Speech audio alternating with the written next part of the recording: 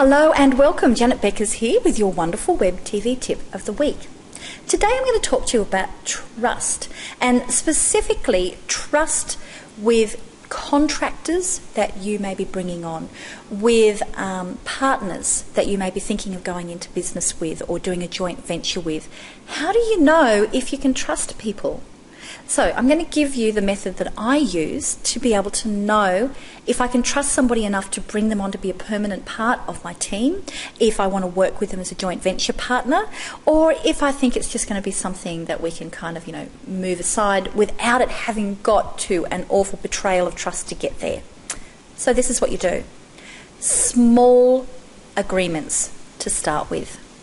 As an example, I have a wonderful woman who works with me, Charlie Leatham, who does our websites. Hi, Charlie. And when Charlie first started to be involved in our business, I knew that in order to, a web designer, you're handing over the keys to the castle because they've got all your passwords and things. They've got to know everything. They've got access to your website. If I didn't know if she was going to be a reliable person, it doesn't necessarily mean untrustworthy, but can they do the job? And are they going to deliver on time? How do you know? So this is the way you do it. Give them something small to do first. You don't actually hand over the keys to the castle. You might just say something really small like, I just need you to make a change on my blog, or I need you to create something like an email template. Something really small that allows you, that you're not taking too much risk, but allows you to be able to say, okay, did they meet the deadline? Did they complicate things? Did they not get it? Did they actually deliver? Did they say that they were going to send an email and they did deliver the email?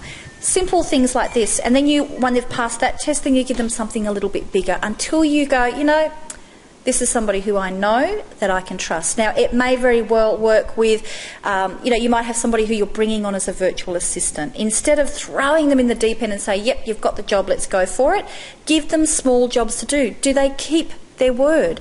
Example with working with joint venture partners. If you're talking about things and you say, look, how about can you send me an email, or we'll make a meeting for this particular time, or can you send me the brief by this particular date? Little things like that. If they miss the date, or you have to follow them up, that's one thing for you to go, okay, this could be a flag, I need to do another small test. It doesn't mean people have to be perfect all the time. You can cut them a bit of slack, but it gives you an idea of lots of frequent little tests for building trust. That's how you know when you can actually rely on the people who you're going to be bringing in to build up your business for you. With you, I should say. Now, I'm really curious to see, is this something that you do, the small, frequent contracts, basically, small, frequent contracts, until you're ready to go ahead? How do you actually make it so you can fast track it? One of the best ways is acting on referral. Has somebody you trust used that person and you can recommend them? It means that you've got a higher level of trust to start with.